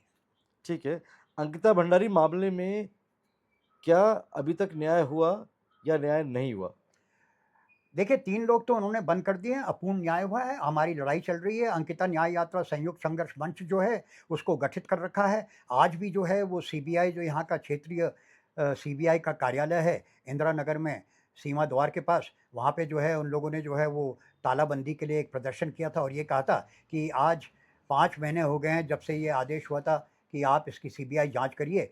आज तक हमें इसके बारे में कुछ नहीं पता है कि आपने क्या किया है? आप लोगों ने आरोपितों को जो है बुला करके आपने उनसे जो है पूछताछ करी है। आपने उस व्यक्ति से जिसको आप ही ने अपने मुँह से छछूंदर कहा है, उससे आपने पूछताछ करी है जिसने कि बुलडोज़र के आदेश दे कर के वो सारे साक्ष्य जो वनंतरा के थे, उन सबको ध्वस्त कर दिया है। तो ये सारी बातें जो हैं इनको अगर हम सब मिल-जुल के देखें, तो अंकिता बेटी को पूर्ण न्याय नहीं मिला है। और इसी के संदर्भ में अजय मैं एक बात कहना चाहता हूँ कि बेटी तेरे न्याय तक, बेटी तेरे न्याय तक चला रहे ये संघर्ष। बेटी तेरे न्याय तक चलता रहे ये संघर्ष और जब तक तेरे को ये पूर्ण न्याय नहीं मिलेगा, हम लोग जो हैं वो पीछे हटने वाले नहीं हैं। सेना से जुड़े परिवारों के लिए उत्तराखंड सरकार ने क्या पर्याप्त काम किए हैं? यहाँ पे अन्य माँगे हैं, यहाँ पे 16 माँगे थी सैनिकों की। उपनल में भी जो है बहुत घोटाले हैं। उपनल जो है वो शुरू में जब बनाया गया था तो उसको जो है हमने सेना के जो सेवानिवृत्त लोग थे उन्हीं के लिए बनाया था। उसके उपरांत जो है उसमें फिर कुछ बदलाव हुए, उसमें कुछ जो है संशोधन किए गए जिसमें कि सामान्य लोगों को भी जो है उपनल के ही माध्यम से जो है वो नौकरियों में जो है उनको संस्तुति जो है वहाँ से दी जाती थी। और ये पूरी व्यवस्था जो है उपनल की, जो इसका शुरू में जो एक इसकी अवधारणा थी, उसको हम लोगों ने बहुत बुरी तरह से जो है इसको क्षति पहुँचा दी है। तो सैनिकों की अभी भी जैसे हिमाचल की तर्ज में हम कहते हैं कि जिस तरह से रिज़र्वेशन होना चाहिए था, पूर्व सैनिकों को वहाँ पे जो है पंजाब हो गया, हरियाणा हो गया, हिमाचल हो गया, उनको जो रिज़र्वेशन है, उसके आंकड़े जो हैं, वो हमारे यहाँ जो हमारे पूर्व सैनिकों को, जो कि बहुत कम आयु में यहाँ पे जो है सेवानिवृत्त होकर के आ जाते हैं, उनके लिए इस तरह की जो है वो अपॉर्च्युनिटीज़ थी, तो वो हमारे यहाँ प्रदेश उनको नहीं दे रहा है और ये विस्तार में एक 16 माँगों का जो है एक पुलिंदा, ये माननीय मुख्यमंत्री श्री पुष्कर सिंह धामी को गौरव सेनानी एसोसिएशन के जो कार्यकारिणी थी, उन्होंने उनको जो है प्रस्तुत किया था और ये कहा था कि हमारी इन माँगों को अंदर आप जो है इनको संज्ञान में लेते हुए आप सैनिकों के लिए काम करिए। क्या आज का उत्तराखंड अपने मूल मुद्दों से भटक गया है? हाँ या ना? हाँ, अगर आज प्रदेश के मुख्यमंत्री पुष्कर सिंह धामी खुद आपके सामने आए और यहाँ बैठे हों, तो आप उनसे पहला सवाल क्या पूछना चाहेंगे? मैं उनसे यही कहना चाहूँगा कि सरकार आपके पास है श्री पुष्कर सिंह धामी, आपने इस प्रदेश के लिए जो है, जो एक पहाड़ी प्रदेश है, उसके 9.5 ज़िले जो हैं वो पहाड़ों में हैं। आपने जो है वो पूरा का पूरा जो है वो प्लेन तलहटी का जो इलाका है, हरिद्वार, उधम सिंह नगर और आपका जो है क्या कहते हैं नीचे हल्द्वानी का क्षेत्र जो है, वहीं पे जो है हमारे उद्योग लग रहे हैं। आपने ऊपर हमारी जो है जो पारिस्थितिकी है, जिसको हम इंफ्रास्ट्रक्चर कहते हैं, स्वास्थ्य की, शिक्षा की, उसके प्रति आपने क्या किया है? हमारे जल, जंगल, ज़मीन के विषय में क्या किया है? हमारी परिसंपत्तियाँ जो आज की तारीख में जिनका कि पूरा का पूरा लाभ जो है, वो उत्तर प्रदेश ले रहा है, उसके विषय में आपने क्या किया है? तो इसकी जवाबदारी तो श्री पुष्कर सिंह धामी को देनी पड़ेगी। और अभी की मैं आपको एक घटना बताना चाहता हूँ कि थराली में आज से 2 दिन पहले ही एक गर्भवती महिला जो है, अब आप ये समझिए कि यहाँ पे जो है वो जनजीव और मनुष्य जो संघर्ष जो निरंतर चल रहा है, करीब 100 से ज़्यादा यहाँ पे इस तरह की घटनाएँ घटी हैं, जिसमें कि लोग मार दिए गए हैं और किस तरह का भयावह जीवन बन रखा है। हमारे निरंतर जो है ये आंकड़े जो हैं विशेषज्ञों के माध्यम से मुझे मिले हैं कि हमारे जो पेड़ हैं, उनका जो है वो कटान हो रहा है और लगभग जो है 4000 पेड़ जो हैं, वो हर दिन कट रहे हैं। यहाँ के जो है वो सवालों की फ़हरिस्त बड़ी लंबी है, मुझे लगता है। जी, सवालों की जी, जी। धामी जी से सवालों की फ़हरिस्त नहीं, बहुत उसके लंबी है। ऊपर पूरी पुस्तक, ये पुस्तक जो है धामी जी को पकड़ा देंगे उसको समय लेके आना पड़ेगा धामी जी, जी को। जी, जी, जी, तो एक शब्द में जवाब दीजिएगा मुझे, जी, जो पिक्चर आपके माइंड में बने जी, और समय मत लीजिएगा, जी, खट से जवाब दीजिएगा। जी। मुख्यमंत्री पुष्कर सिंह धामी छछूंदर, कांग्रेस? विचार करना पड़ेगा, विचार करें तो मौका दे सकते हैं अगर वो अपने को सुधार दें, जिस तरह से वो आश्वासन दे रहे हैं, तो उनके ऊपर भरोसा करना चाहिए क्योंकि वही एक सशक्त विकल्प है। भाजपा, कतई नहीं, यूकेडी, अपने आप में तो उनके पास इस तरह की योग्यता और क्षमता है नहीं कि वो अपने आप जो है सरकार बना सकें, क्योंकि हमको वास्तविकता जो है उसको भी नज़रअंदाज हम नहीं कर सकते हैं। तो वास्तविकता को जो है वो ध्यान में रखते हुए लेकिन भविष्य में संभावना बन सकती है। 2027 में अगर भाजपा, कांग्रेस और यूकेडी नहीं तो फिर कौन?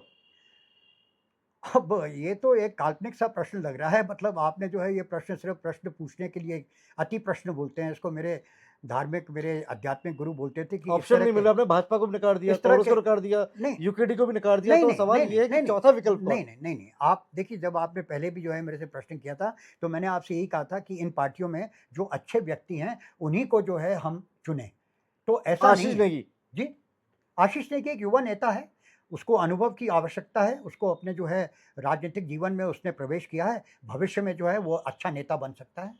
उत्तराखंड की नौकरशाही, बहुत ही जिसको बोलते हैं कि उन्होंने निराश किया है नौकरशाही ने, और सिर्फ उन्होंने अपनी जो क्या कहते हैं, एक मेरे को याद है जब यहाँ पे संधू साहब थे मुख्य सचिव, तो उन लोगों ने मसूरी में एक आत्ममंथन का जो है वहाँ पे एक वो किया था, आयोजन किया था, और उसमें उन्होंने ये बात बड़ी स्पष्टता से कही थी कि नौकरशाही को जो है जब उसके पास कोई समस्या लेके आता है, कोई दिक्कत लेके आता है, तो उसको जो है उसका समाधान ढूँढना चाहिए, ना कि उसको जो है ना करना चाहिए। तो नौकरशाही की फ़ितरत जो है वह सभी के लिए तो नहीं है, सभी के लिए तो नहीं है, लेकिन अधिकांश जो हमने देखा है कि नौकरशाही जो है वो कहीं न कहीं वो अपने निजी स्वार्थ से ही प्रेरित होकर के काम करती है, और उन्होंने प्रदेश के लिए योजनाएँ तो अवश्य बनाई होंगी, लेकिन धरातल पे उनको उतारने पे कहीं न कहीं उनको जो है वो प्रत्याशियों की तरफ से जो है अवरोध मिला होगा, और ये सच्चाई है। पिछले कुछ सालों में हमने देखा, चाहे वो पुलवामा की घटना हो, चाहे उरी की घटना हो, कांग्रेस ने कहा भाजपा सेना का राजनीतिकरण कर रही है। यही आरोप कभी कांग्रेस पर भी लगे, यही आरोप यूकेडी पर भी लगे अभी पिछले कुछ दिनों में। तो मेरा एक सवाल सीधा सा है, क्या राजनीतिक लोगों को, क्या पॉलिटिशियंस को के द्वारा सेना का राजनीतिकरण करना सही है या नहीं? गलत, बिल्कुल नहीं। चाहे वो कोई भी पार्टी हो। कोई भी सवाल ही नहीं उठता है। पुलवामा की घटना का राजनीतिकरण क्या सही था? गलत, कैसे हो सकता है सही? जब आपने जो है वो अपने चुनाव जो है 2019 के जीतने के लिए आपने सारी की सारी जो आपको हिदायतें और सारी की सारी जो बातें आपको लोगों ने बताई, और वहाँ तक कि जो अब स्वर्गवासी जो अपने वहाँ के उस समय लेफ्टिनेंट गवर्नर थे श्री मलिक, उन्होंने भी ये कहा था कि भई आप लोग जो है इनको इस तरीके से मत भेजिए, यहाँ की रोड्स जो हैं सैनिटाइज़ नहीं हैं, कोई भी इसमें यहाँ पे घटना घट सकती है।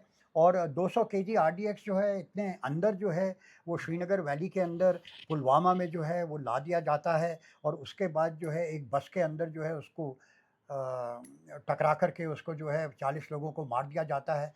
तो आप समझिए ना, और उसके बाद जो है वो ये अपना जो है हिंदुत्ववाद लेकर के ये पूरी दुनिया के बीच में चले जाते हैं, समाज के बीच में चले जाते हैं कि हमने इनको सबक सिखा दिया, और उसी के उपरांत जो है वो फिर बालाकोट भी क्या होता है। इंटेलिजेंस फेलियर था ये? क्या चीज़? क्या इंटेलिजेंस फेलियर था आपकी बिल्कुल नज़र में? स्वाभाविक अजय, ये तो बड़े सामान्य प्रश्न हैं, और इनका उत्तर भी बड़ा सामान्य है। पूरी जनता जानती है कि ये इंटेलिजेंस फेलियर है बुरी तरह से, जिस तरह से अपना जो है अभी पहलगाम में हुआ, बुरी तरह से इंटेलिजेंस फेलियर, हर तरह से, जिसके लिए कि जो है वो गृह मंत्रालय जो है वो पूरी तरह से, और गृह मंत्री पूरी तरह से ज़िम्मेदार हैं। वो इस ज़िम्मेदारी को अपने ऊपर से कभी जो है वो हटा ही नहीं सकते हैं। ये मेरा अपना विश्वास है। ऑपरेशन ब्लू स्टार को लेकर गढ़वाल राइफल और कुमाऊं रेजिमेंट का राजनीतिकरण करना सही था या गलत? ये तो गलत है, मैंने पहले भी कह दिया, आपने पहले पूछा था मुझसे तो मैंने ठीक है, कहा कि 2027 का विधानसभा चुनाव, अ, 2027 का विधानसभा चुनाव ये बड़ा टक्कर का होगा, जिस तरह से अभी देखिए, क्या हुआ है कि भारतीय जनता पार्टी ने जब से मोदी जी जो हैं वो सत्ता पे आए हैं, इन लोगों ने पूरी व्यवस्थाएँ जो हैं उनको जो है इन्होंने कैप्चर कर दिया है। हम्म। उनको बंदी बना दिया है और उसके फलस्वरूप क्या हुआ है कि ये चुनाव पे चुनाव जीतने में माहिर हो गए हैं। हर जगह जो है आज की हम्म। तारीख में मेरे ख्याल से इनके 22 प्रदेश होंगे हम्म। जिनमें कि इनकी सरकारें बैठी हुई हैं। और कांग्रेस के पास और अन्य जो पार्टी हैं, क्षेत्रीय पार्टी उनके पास जो है बहुत कम ऐसे प्रदेश हैं जहाँ पे कि उनकी हम्म। सरकार है। हम्म। कहने का मेरा तात्पर्य ये है कि उन्होंने असम को काबिज़ कर लिया, उन्होंने जो है वो बंगाल जो कि एक गढ़ था जहाँ पे भारतीय जनता पार्टी जो है उसका प्रवेश भी नहीं हुआ था, हम्म। वहाँ भी उन्होंने जो है उसको इसी जो में है मेरा सवाल है, थोड़ा समय कम है तो सवाल भी जी, लिख का सिलसिला, जी, जी, ताकि सारे सवाल आ जाएं। जी। क्या धामी सरकार दोबारा बनेगी? हाँ या ना में जवाब दीजिएगा सारे। क्या धामी सरकार दोबारा बनेगी? हाँ, बनेगी। क्या भाजपा में अंदरूनी खींचतान है? लगता है। क्या उत्तराखंड बदलाव चाहता है? हाँ, क्या भ्रष्टाचार सत्ता के संरक्षण में बढ़ा? जी हाँ, बिल्कुल, बिल्कुल, बिल्कुल, बिल्कुल। क्या युवाओं का सरकार से भरोसा टूटा है? बिल्कुल टूटा है, निश्चित। अग्निपथ योजना सही है या गलत?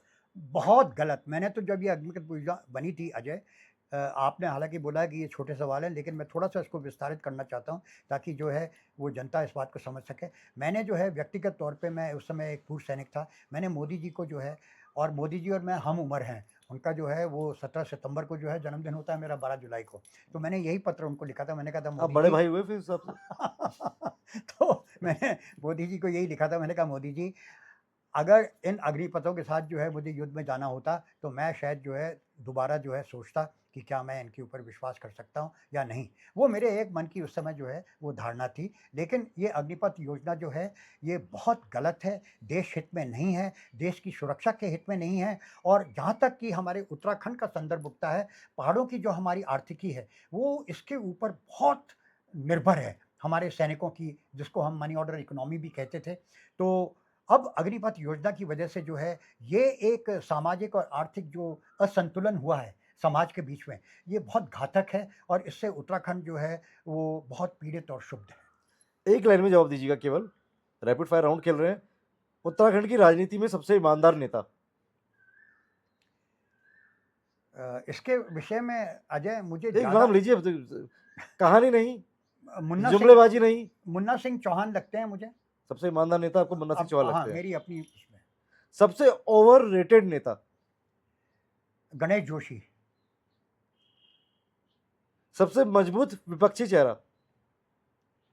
वो जो अपने वहाँ के हैं, जिन्होंने बुटोला है उनका नाम? लखपत बुटोला। जिन्होंने कि ये प्रश्न उठाया था प्रेमचंद अग्रवाल के खिलाफ सदन बद्रीनाथ में। से विधायक जो है लखपत बुटोला, आप कह रहे हैं जी, जो कि वो सबसे मजबूत विपक्षी चेहरा है, आप अब कह जो रहे हैं। दिखा जो ठीक है। किस मंत्री का प्रदर्शन सबसे कमजोर रहा है इस सरकार में? मुख्यमंत्री। किस विधायक ने सबसे अच्छा काम किया है? अ,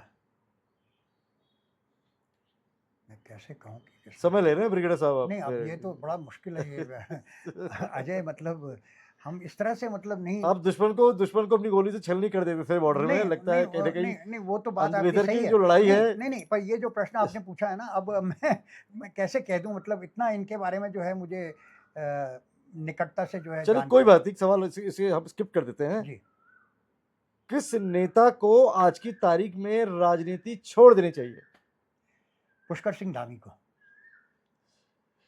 गणेश जोशी क्योंकि पूर्व फौजी भी हैं, तो जब आपकी उनसे मुलाकात होती है तो आप उनसे क्या कहते हैं? गणेश जोशी से मैं मिला हूँ, 2-3 बार मिला हूँ और क्योंकि मैंने उनके ऊपर स्पष्ट आरोप लगाए हैं क्योंकि वो अभी ये जो सैन्य धाम है, वो उसके लिए जो है वो सरकार की तरफ से जो है ज़िम्मेदार बनाए गए थे और उन्हीं के नेतृत्व में और उन्हीं की निगरानी में जो है वो सैन्य धाम बनाया गया है। और उनके ऊपर जिस तरह के आरोप लगे हैं भ्रष्टाचार के, उनकी आय से ज़्यादा संपत्ति और जिस तरीके से एक पाखंड उन्होंने किया है, तो इसलिए जो है मेरी नज़रों में गणेश जोशी जो है वो एक योग्य व्यक्ति नहीं है, चाहे वो पूर्व सैनिक हो। लेकिन थोड़ा बहुत तो ठीक है, हर एक व्यक्ति को जो है कुछ ना कुछ योगदान तो करना ही है। तो वो थोड़े बहुत जो है अल्प कार्य उन्होंने अवश्य किए होंगे, लेकिन जो संभावनाएँ उनके पद से, उनके जो उनका जो मंत्री पद है, उससे जो बनती थी, वो संभावनाएँ जो है हमको कहीं दिखी नहीं। अगर आप उस यूनिट के कर्नल होते और गणेश जोशी सूबेदार मेजर, और आपको कोई युद्ध फतेह करना होता तो आपकी स्ट्रेटेजी क्या होती? ये ये बहुत ही हाइपोथेटिकल क्वेश्चन है अजय, इसका मैं उत्तर नहीं दूंगा आपको। ये बहुत हाइपोथेटिकल है। हाइपोथेटिकल क्वेश्चंस जो हैं आप कैसे उनसे उसका उत्तर मेरे से आप उम्मीद कर सकते हैं? नहीं, मैं किसी के ऊपर जो है काल्पनिक प्रश्नों के ऊपर जो है उत्तर नहीं दूंगा। तो काल्पनिक है, हम कल्पनाओं से परे हैं ये। हाँ, मैं जैसे उत्तराखंड 26 सालों में तीसरे दशक के उत्तराखंड का सपना देख रहा है, ये जी। भी काल्पनिक है।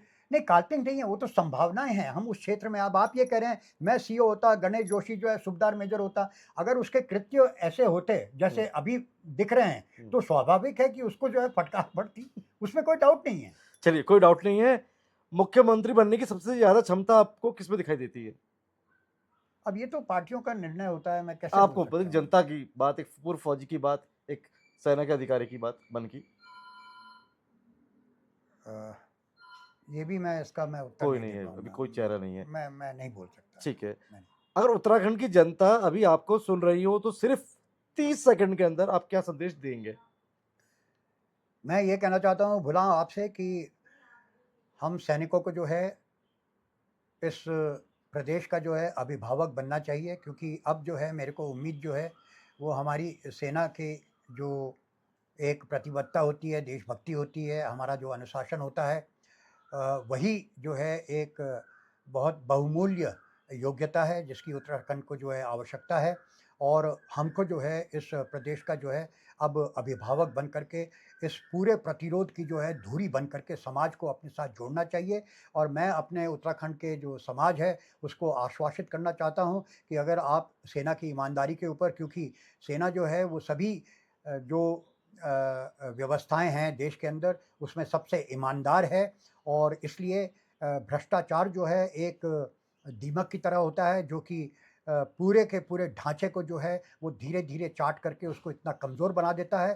तो इसलिए सेना के ऊपर विश्वास करते हुए और सेना को भी जो है वो अपने-अपने सुविधा क्षेत्रों से बाहर निकल कर के आना चाहिए और समाज के साथ एकजुट होकर के, मिल कर के इस संभावनाओं को जो है इसको संभव करना चाहिए। आपने देश की सीमा पर रहकर देश की सीमा की रक्षा की और उस बॉर्डर पे रहकर दुश्मन का सामना किया। ऐसे में बाहर के दुश्मन से मुकाबला ज़्यादा आसान है या भीतर के दुश्मन से ज़्यादा मुकाबला आसान है? देखिए, वो एक व्यावसायिक जो आपने प्रश्न पूछा, सेनाएँ बनती हैं युद्ध करने के लिए और दुश्मन चाहे कैसा भी हो, उसके पास कितने भी आधुनिक अस्त्र-शस्त्र हों, लेकिन जिस तरह से कारगिल की घटना जो है अभी आप लोगों की जो है वो मेमोरी में, आपकी याददाश्त में और समाज की याददाश्त में कारगिल होगी, जहाँ की ऐसी ऊँचाइयों में जिन लोगों ने वो क्षेत्र देखा नहीं है, मैंने तो वहाँ पे सर्विस करी है, तो वो असंभव कार्य था, असंभव! मैं आपको ये आज ये शब्द जो है, ये इतने ज़ोर से इसीलिए बोल रहा हूँ कि ये अपने आप में सरल था ही नहीं, बहुत मुश्किल काम था, लेकिन उसको भी हमने संभव किया।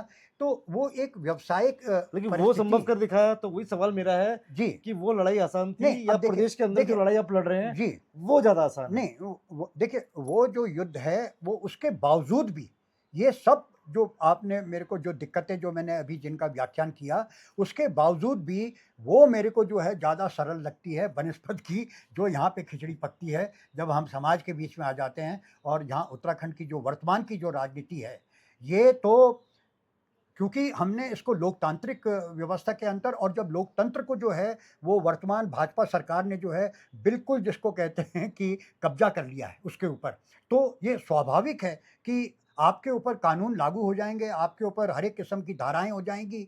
आप एक अभिव्यक्ति जो है किसी के विरोध में उसका जो है आप प्रयोग करके जो है विरोध में कुछ बात कहोगे, तो आपके ऊपर जो है वो देशद्रोह का जो है वो एक इस तरह का जो है वो आरोप लगा दिया, डर रहता आरोप है ये? डर नहीं रहता है, आरोप लगा दिया जाएगा, आपका मतलब कह जीवन। रहे हो कि आर्मी का जो पूर्व ब्रिगेडियर है, उसको भी डर रहता है कि डर देशद्रोही नहीं का? बोला, मैंने डर नहीं बोला, मैं डर नहीं मैं तो नहीं डरता संशय हूँ। संशय रहता नहीं, है? नहीं, नहीं, संशय समाज के लिए मैं ये कह रहा हूँ, मेरे लिए तो देखिए मैं तो मुखर होकर के हर बात को कह रहा हूँ। जिस व्यक्ति ने जो है आज इस सच्चाई को जो है आपके सम्मुख रख दिया है कि छछूंदर के सर पे चमेली का तेल, इससे ज़्यादा क्या बोल सकता हूँ मैं। आज मैंने जो है तो डर राजनाथ सिंह लगता जी होगा ना इस प्रदेश में ब्रिगेडियर जो है वो जाने-अनजाने में किसी गोली का शिकार हो जाते हैं, जो घटना हुई।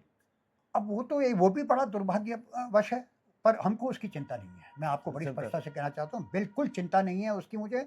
और मैं तो ये चाहता हूँ, और परिवार में जब कभी ये संवाद होता है, तो मैं तो ये कहता भी हूँ कि मुझे जो भी उठा करके जहाँ भी डालना चाहता है, डाल सकता है। मेरा पूरा समुदाय जो है, वो एकजुट हो जाएगा, और हम जो है वो इस तरह के सरकार का जो है, वो ईंट से ईंट बजा लेकिन देंगे। भाजपा के अंदर भी फौजी हैं, कर्नल कोठियाल, अब देखिए उनकी भी वो भी प्री फोटो डाल रहे हैं आजकल। अब वो भी एक व्यक्ति हैं, उनकी अपनी स्व कांग्रेस के इच्छा अंदर है। भी फौजी हैं।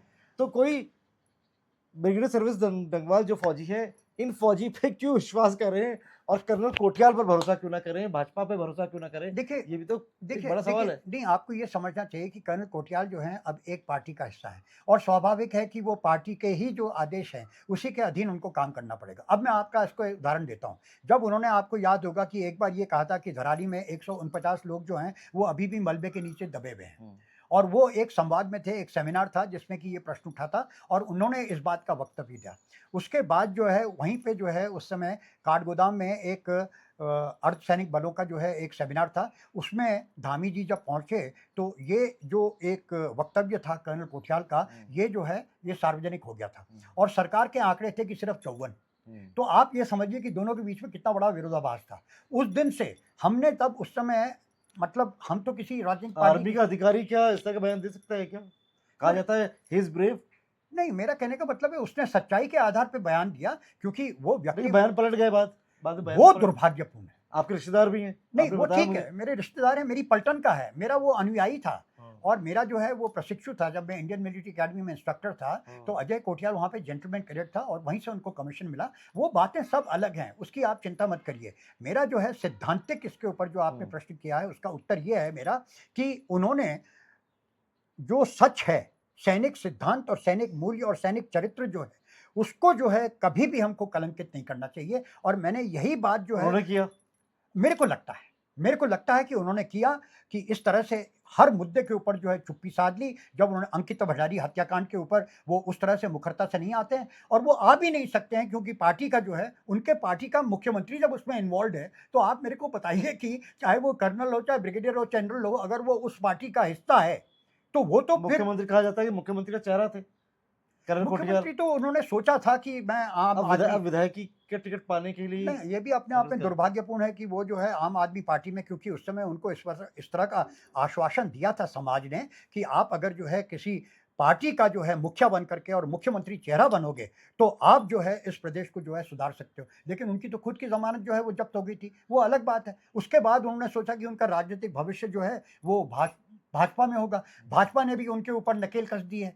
तो ये सारी बातें जो हैं, मैं तभी कह रहा हूँ कि मैं राजनीतिक पार्टी में इसलिए नहीं जाता हूं, क्योंकि जो मेरी अपनी विचारधारा है, और मेरी अभिव्यक्ति की जो स्वतंत्रता है, और जो मैं मुखरता से समाज हित और समाज के सरोकारों के बारे में जो बात कर सकता हूं, वो कहीं ना कहीं जो है मुझे वो नियंत्रित कर दिया जाएगा, मेरे ऊपर अंकुश लगा दिया जाएगा।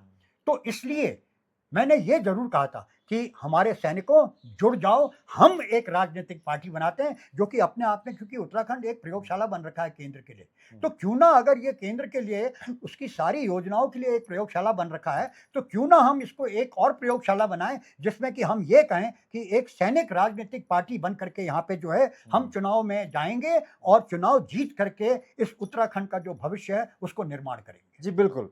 ये थे हमारे साथ ब्रिगेडियर सर्वेश दत्त डंगवाल, आर्मी में ब्रिगेडियर रहे, गढ़वाल राइफल में रहे, विशिष्ट सेवा मेडल से सुसज्जित हैं, और कहीं ना कहीं 1971 पाकिस्तान वॉर का एक अहम हिस्सा रहे। लेकिन सवाल जब हमने पूछे तो चुनौती वही थी कि बाहरी दुश्मन से मुकाबला शायद ज़्यादा आसान था, लेकिन भीतर की व्यवस्थाओं से जो मुकाबला है वो इतना आसान नज़र नहीं आता। इसके लिए कहीं ना कहीं एकजुट होना होगा।